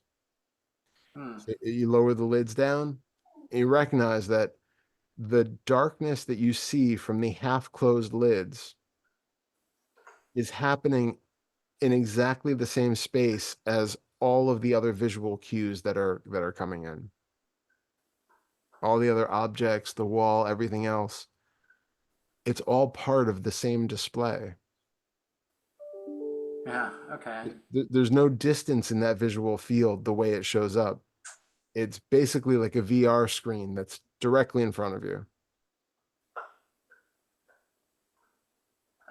It'll take some work to really get Yeah. that. I can kind Yeah. of get a small sense of it, but it's obviously far from um, really getting it fully.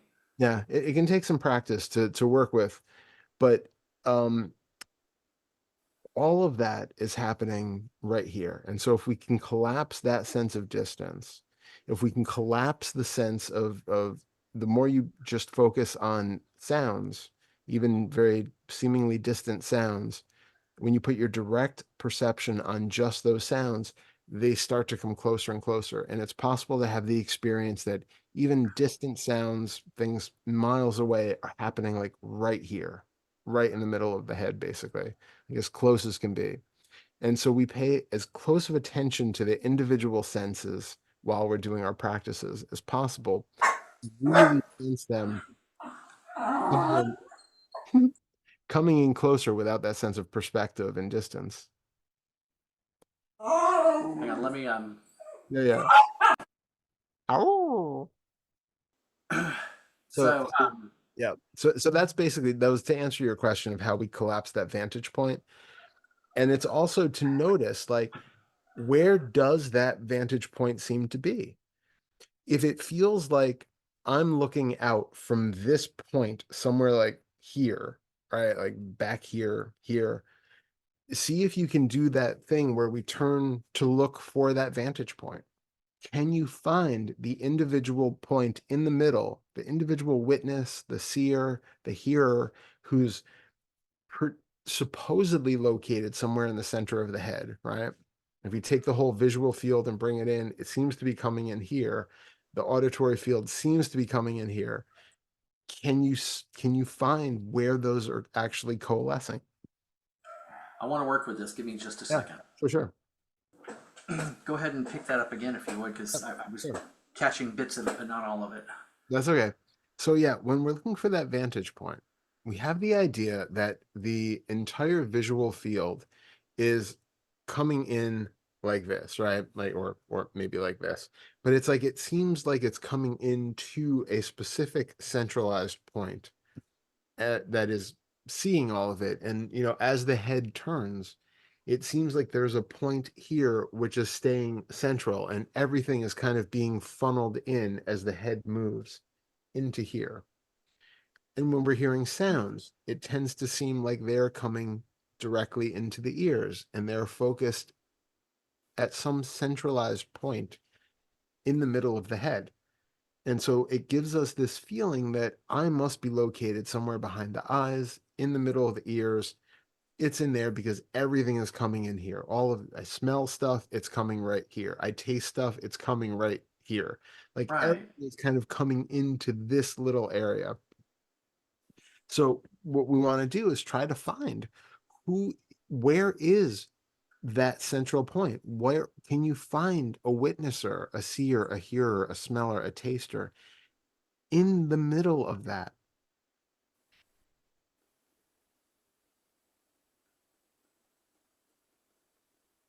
Hmm. There's there's an implication that there's kind of a funneling of sensation in here, but is it true? Is that really your experience?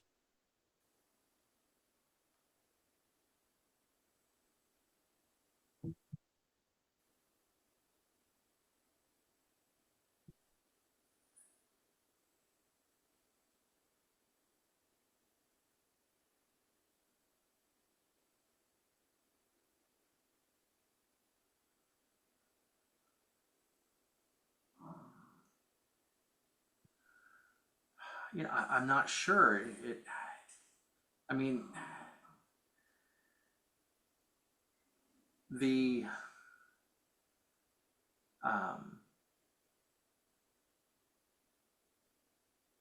the idea that's been repeatedly conditioned for so long is that things are being taken in here, but as in scanning the visual field, moving the head and the eyes to take in different things, one of the first things that jumps up is how the the sense of vision isn't continuous.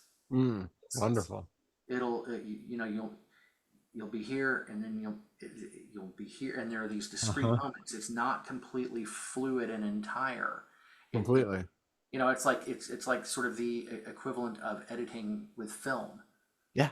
Yeah, It's like absolutely. here and then so Absolutely. that that I picked up on pretty quickly. Especially, it seems like it's especially noticeable when moving the eyes. Yeah.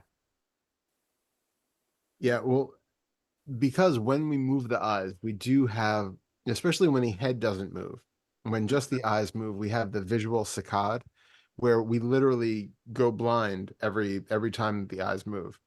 There's a blackness that happens every time. If you just hold your head still and you look to the left and then you look to the right, the eyes literally you go blind in between there, and then the brain stitches them together afterwards to create that sense of cohesion.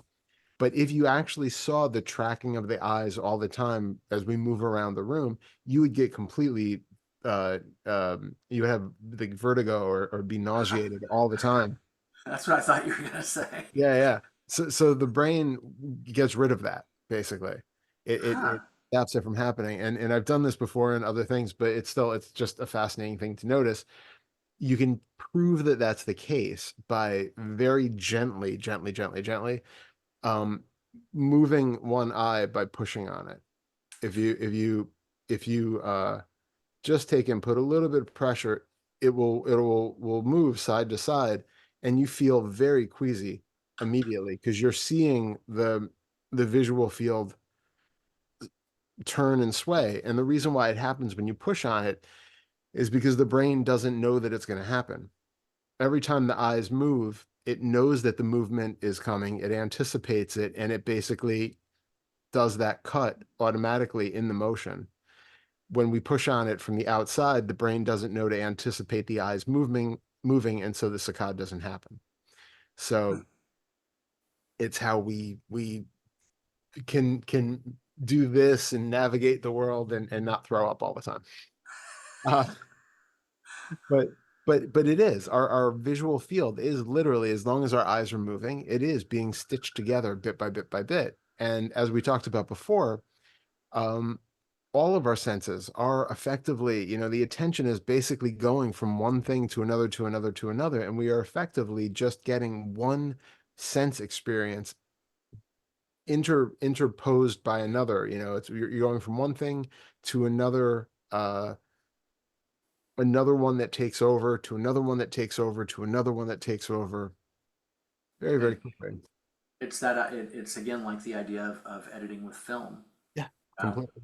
Sight, sound, smell, taste, sight, sound, Yeah, sight, taste, smell, and just this exactly. long string of little things getting stitched together.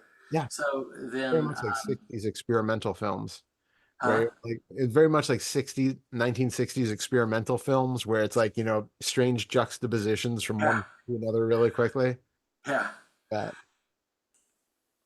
So is that a way to work with that um, to help see through that?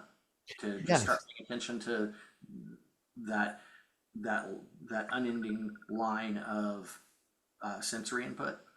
Yeah, that is really good for helping to break down, especially the continuity of existence. That idea that we are this there's this continuous self in here who is always experiencing the world from the time I wake up in the morning and even through my dreams. It's like there's this idea that there is something in here that is doing all of this witnessing.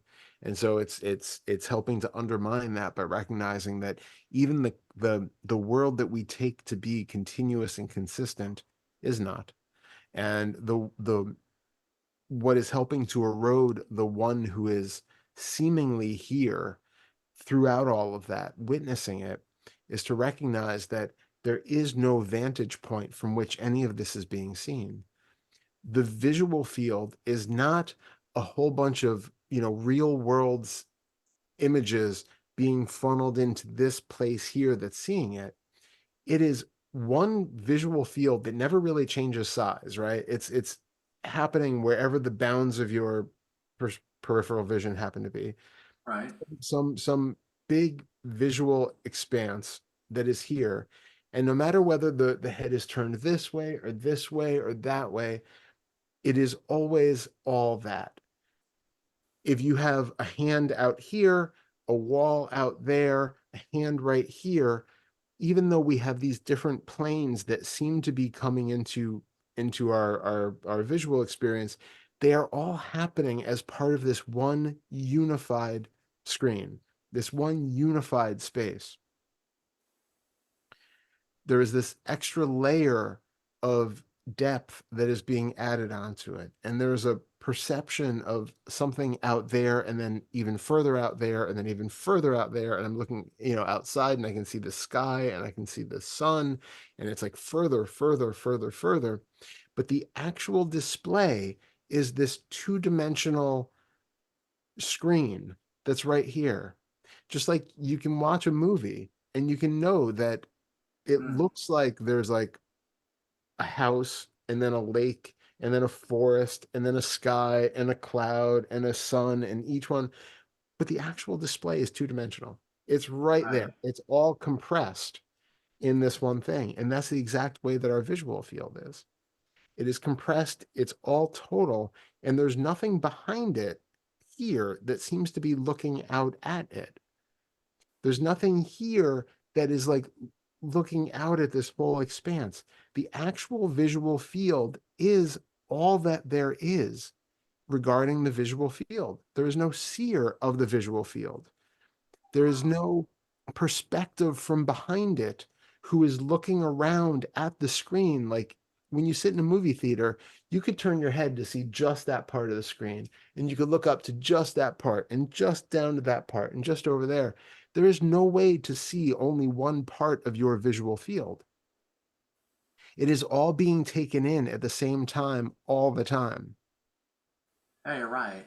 It's just Well, the attention kind of centers on what's right here, yep. and the periphery kind of blends into the background, so to speak. But you're right. I mean, if we set that aside for a minute and just really pay attention, it's all right here. It's always all there because there's nothing separate from it that is seeing it from a distance.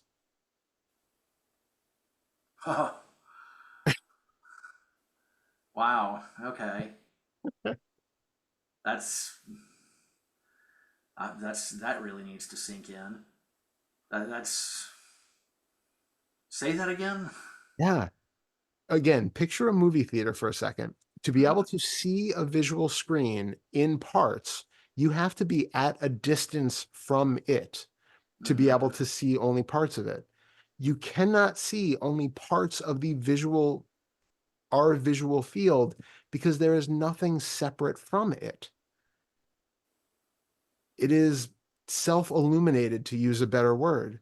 It is all there all the time. Even with the eyes closed, it is the same visual field that is all there all the time. And there is nothing separate from it that is sitting back watching it. It is simply this.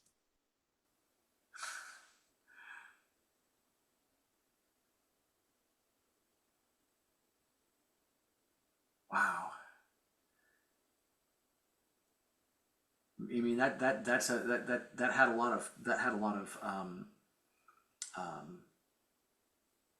force to it. That had a lot of kick, and Hmm. that really kind of that created a small shock in the system. I love that. Yeah, I saw that.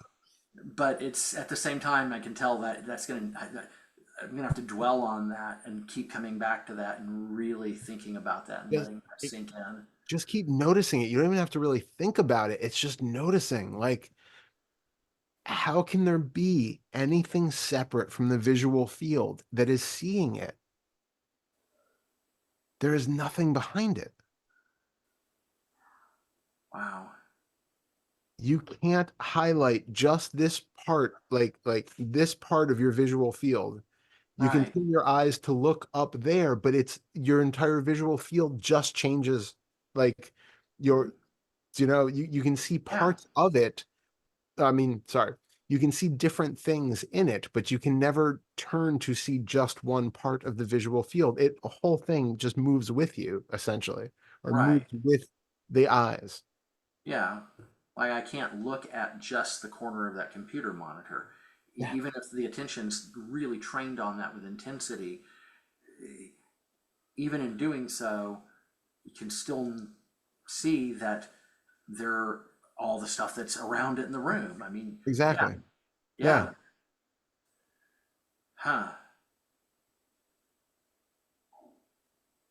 It seemed to have a subtle effect on the visual field too. It's like suddenly the visual field, and it's really subtle. Yeah. It seems like the visual field now is taken in a slightly different way, Yeah. and that may go away after a while. But Yep. But keep the more you come back to this, okay, the more you're seeing it as hmm, we always have to be careful when we say like as it is, but you're hmm, seeing it with fewer and fewer filters. You're seeing it with fewer and fewer assumptions and judgments laid upon it. yeah. Which, by the way, it hit me when we were talking about the assumption of a self, and then all of those things that are getting stitched together really quickly. Hmm. At a rate which is faster than what we can perceive. That when I was doing that inquiry last night and trying to the inquiry was who's the one doing the inquiring, Yeah. and it came to this sense of, well, there's just an assumption of a self. That assumption actually can't exist by itself. That No, required something that was escaping my attention, which is a thought telling me that there's an assumption. exactly. Even if it's not fully formed in strong words, like I'm hearing a voice in my head saying, that's an assumption. Even if it's really quiet in the background, it's still there. It is. It absolutely is. And I hadn't noticed that before. Yeah.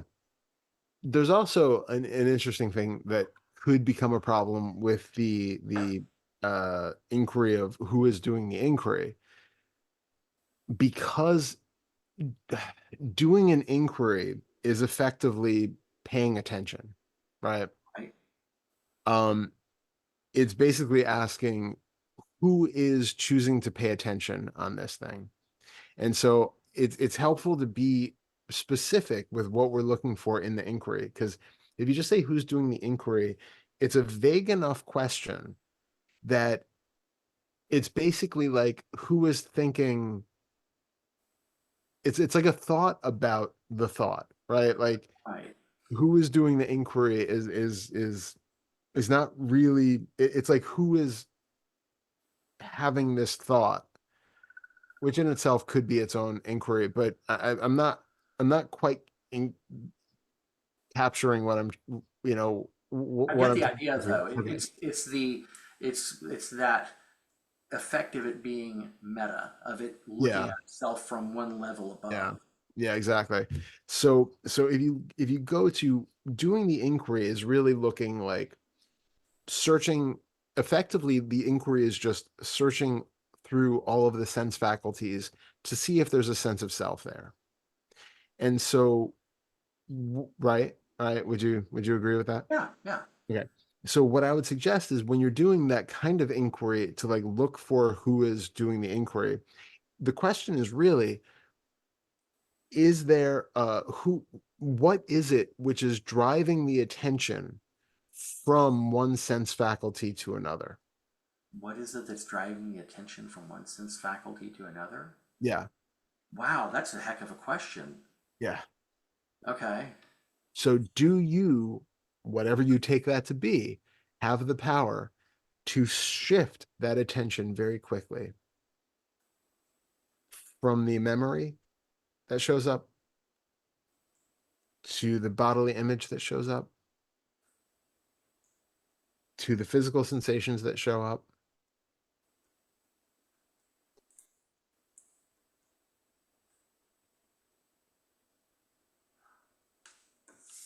Sorry, I Are didn't look you at that. are you actually choosing to shift attention from one of those things to another?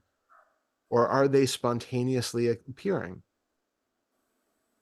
That whole do of mental impressions, visual field, physical sense impressions that show up kind of rapid fire with that assumption of being an I or anything else. Are you, whoever the one is who's doing the inquiry, intentionally choosing to go, okay, now I'm focusing in on I'm Oh, feeling the physical sensations. It's here. Now oh, there's a memory that popped up. Okay, is that memory me? Oh, I see a physical an image of my body. Is that me? It's really investigating to over and over again to just prove to the system that there isn't somebody there who is able to do the process of looking for or changing from one sense faculty to another to investigate. I really appreciate your putting it like that. That really drives it home. And Excellent. no, it happens on its own. I will say one thing though, in the last few days, maybe a week, when making it a point to see who is in quotes making decisions, that oftentimes there is a thought, or sometimes it's not even a thought, sometimes it's just kind of this, it feels like an impulse. Mhm. And that was kind of confusing for a little while because, and it almost started to kind of become a problem of, well, hold on a minute. There's somehow this impulse is coming up. And then I guess it was either just yesterday or earlier today that I realized, well, hold on a minute. That impulse to turn my hand over or get up out of the chair, whatever it might be, that impulse is not being initiated by anyone. There's not an intention behind it. Exactly. But for a little while there, that started to become a gray area Yep. because I was thinking, well, that impulse is giving rise to that action. Yeah. That's kind of a decision, right? And like, Yeah. well, where did that impulse come from? Exactly. Got no Exactly. idea. Nope. Exactly. So that alone can start to destroy that sense of um me being the one who is going to do this action and perform this behavior. Um, so that's really really excellent to notice that that impulse, however that is experienced, is not coming from a you. It's not coming from any preconceived notions of like I am going to create the impulse to now grab a glass of water. It's just spontaneously happening, and there can be a thought afterwards that takes credit for it, but the actuality of the experience is an entirely free freely arising experience. Right. It's spontaneous It is. without any clear point of initiation.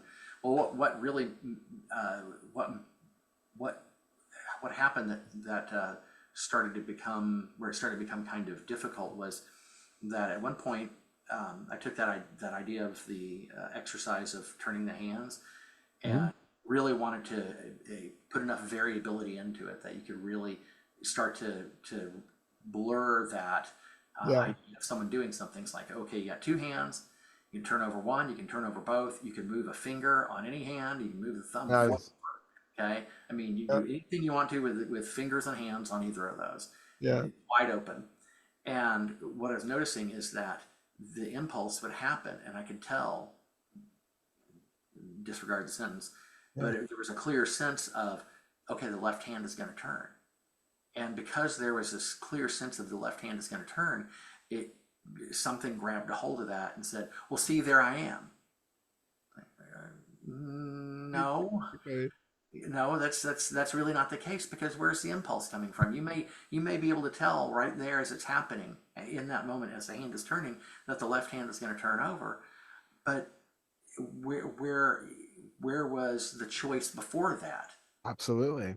And also it could be there's the difference between causality and correlation. And Hmm, so it could also be that the thought arose that the left hand is going to turn. And so the left hand turned because that thought came up, good point. saying the left hand was going to turn. We don't know either way, right?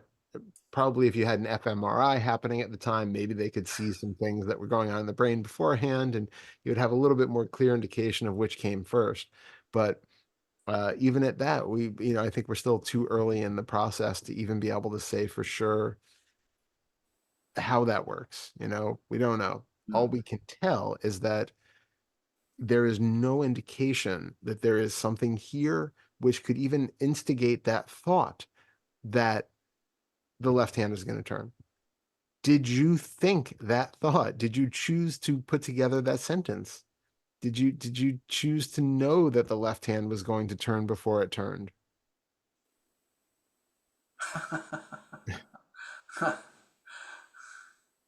Well, and that was kind of where the idea of in introducing as much variability as possible. Yeah. When it gets to the point that you can turn a hand or turn both hands, move any one or multiple fingers on either or both hands, Yep. and then you do it quickly, the idea that someone's choosing really starts to crumble pretty quickly Love because that. Yeah. it's happening. If you really sit down and do it and you do it quickly enough, for anyone who's hearing that and Yeah. may run into that same territory, when it starts moving quickly enough, it I cannot consciously think and intend to do that much activity in that quick succession. Absolutely. Absolutely. I love that. I love that. Yep. And it's funny because Tansha had suggested, gosh, it's been a couple of months ago now, that I do something along those lines around playing guitar. Mm. And in doing that, it became really obvious just how much of that stuff is just stuff that is totally trained in. It's Yep. stuff that's totally by rote. Yep. And I mean, some of that stuff is 30 or more years old now at this point. Completely. So, I think that's the thing. It's kind of the pros and cons of learning. Learning like scales and modes and all those exercises is that on one hand there is great, practicality in it, but on the other, it really trains into the muscles certain patterns that limit how do I put that? Like, freer expression. There's something about like actually it was Milford Graves. And he said you can tell when you're playing with somebody because he's a free jazz drummer, and you can tell when you play with somebody basically how present and how creative they are in the moment. Because when you're doing free jazz and it's complete free improvisation, when people start repeating themselves and run out of kind of new ideas, you know they're kind of working from like a stored bag of tricks that they had. And even in college, I took a jazz improv class, and it was interesting because the way the teacher taught it was that you basically develop a bag of tricks. You learn these little licks, you learn these things, and then that's in your bag, and now you have that to pull out at certain times. And it's useful in different contexts. But like I love coming from the free jazz standpoint where it's like there has to be this immediate inspiration and uh um reaction to what's happening around you. You know, somebody else does something completely unexpected and you just respond directly to it with absolute freedom in whatever that moment is calling for. And if you're just doing it based off of the hand has learned all of these scales and these things, there's this it's a much more stultified kind of rigid sounding thing. And it's interesting because it gives the illusion then that there is somebody there who is doing this, you know, well now I'm free to be making all these choices. It's just a different way of basically being able to like the system, the mind body system has learned to respond in a way that is using fewer of these rigidly defined scales, modes, patterns, licks, things that we've learned and is able to more freely flow with the situation and just do what is relevant in that moment based on any number of other conditions.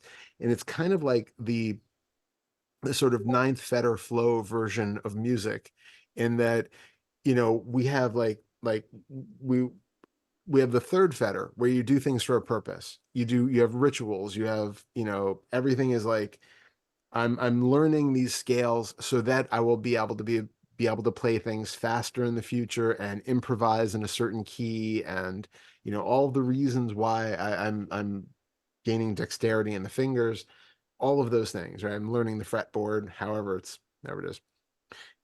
You do those for a purpose, but that is locking you into when I want to play in key. I'm playing in this so it sounds good. So I'm conveying a musical idea. I'm recreating a song. I'm you know there's like purpose and function behind all of that. Why are you playing the music? Because somebody's paying me to gig and to play this music, and I have to play it correctly. Otherwise, I'm not going to get a gig again, and you know I'm going to get kicked out of the band and all of that. Like there's a reason for all of that. And then we have the ninth fetter way of being this flow where it's kind of like free improvisation where you're just moved by the situation without the it needs to be this way. It you know, without the preconceived notions that it has to sound a certain way. I have to use a certain thing that I've played before. Any of that. It's much more open and free. And so I think it's actually a good musical metaphor for uh, what we're talking about with the ninth fetter. One moment. Come on.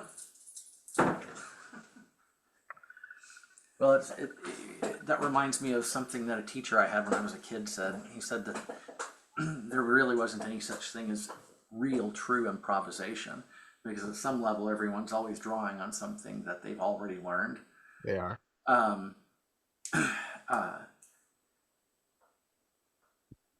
you know, so no matter how much we drop the limitations and the boundaries about things, if we haven't learned how to play something, then in a moment of trying to play free, we don't have anything to play at all. Yeah, yeah. Uh, which there are actually some people like that. Hmm. Well, actually, he does really. He actually does play well. But if you ever hear Sonny Sherrock, um, Yeah, I'm trying to think because I know I have in the past and it's been, but yeah, you hear him play, and he I mean, he seems like the musical equivalent of beginner's mind. uh-huh. You know, and some people can't handle listening to him for that very Yep. reason. Yep. But I appreciate where he's coming from. Well, that's the funny thing. Like there are so many people, and totally losing like three-quarters of the audience here, but like I don't know if you know Derek Bailey. Oh yeah, Yeah, right. But even with that, like as free as his stuff is, and stream of consciousness, it repeats it. Like there's a similarity. Like you know it's him as soon as you hear it. It's like that's kind of his free bag of tricks. Like there is no way to completely uh go beyond our body mind limitations of, your capabilities, the things that are like aesthetically pleasing to you, all of these things are constraining what actually happens. Like there is no free will even in free improvisation, right? Like yeah, it's and so it's more spontaneous, it's more free than having very rigid chord changes or that sort of thing, but it is still only free on a relative level. right. The the next time I ever hear really, really young children, I mean, like, 1, 2, 3 years Yeah. old with musical instruments, I'm going to pay much more attention than I usually do. It's amazing. Somebody actually just posted. I'm in some free jazz and abnormal music groups on Facebook, and somebody actually posted they had two kids. They're two kids playing like these like toy wind instruments that you could like Uh-huh. actually play notes on. There's like a saxophone and kind of like a clarinety kind of thing, but and like the kids are just like and it literally sounds like real free jazz. It's hysterical. It is like so good. It's so good. Like if you just made that sound less plasticky and more like an actual saxophone, like spot on. It's so good. Well, the irony is there's a really good chance they're better at it than the people who are really trying to do it seriously. Absolutely. Absolutely. So much less rigidity. And it should sound like this. It I can't play a major scale because that's going to sound, there's like even in what is played, there are sort of rules about like, you're probably not going to play Mary Had a Little Lamb in the middle of it. You might, but there are certain things that like probably not going to come out. Right. So there's a rigidity even in that. Yeah. Well, and I'm still thinking about what you said about losing three Yeah, quarters. that last just took out the rest of them. So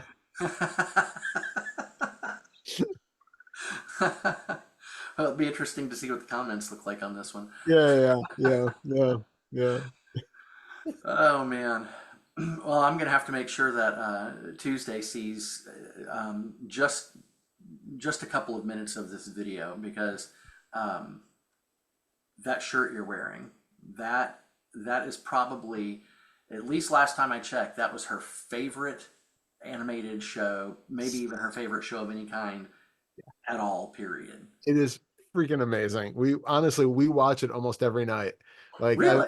I love it. And so I had watched like the first couple seasons, on my own because I just think it's brilliant. I think like every parent should watch this. I'm not a parent, but I still think it is like the best show for parents to watch because the interaction between the way that the parents are with the kids, all of the like spontaneous games that they create that are so creative that you don't have to have, video games and board games and all this stuff.